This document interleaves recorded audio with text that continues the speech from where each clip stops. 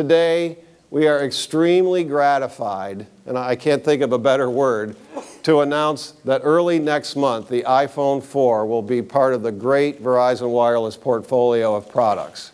Yes, it's true. The iPhone finally answering Verizon's calls.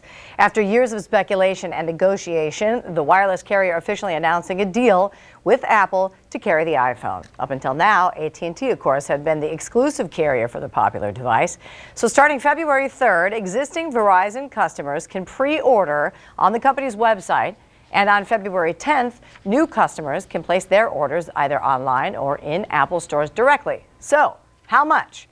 It's $199 for the 16 gig model and $299 for the 32 gig. Verizon not saying yet how much data plans will be. We'll learn more about that as time passes. Meanwhile, joining us now to talk a little bit more about the iPhone, consumer tech editor for the Pioneer Press, Ojeda-Zapata. Thanks for being with us. You have written an awful lot of stories about this. There's been a lot of rumors and debate before now. Why is this such a big deal to consumers? It's a big deal because some people haven't had a lot of luck with AT&T.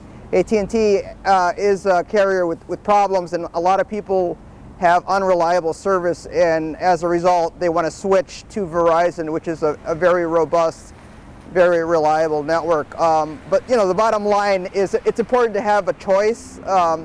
AT&T will be right for some people, Verizon will be right for other people. And so just having more choices is really important. Yeah, I think you hit the nail on the head. I mean, there are certainly people out there saying that AT&T had a monopoly in this whole deal. What do you think it's going to mean for them? I mean, how do you think they'll respond to it?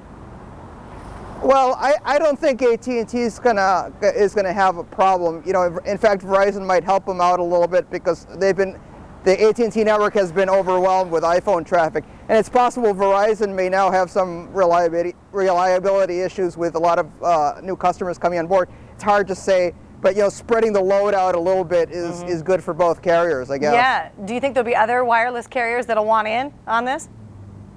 Only Apple knows. I'm sure there are other carriers that want the iPhone desperately, but whether that'll happen is entirely up to Apple. Yeah, it is. Quickly, if someone is not into the iPhones, what other similar phones do you recommend for this now that they have the choice?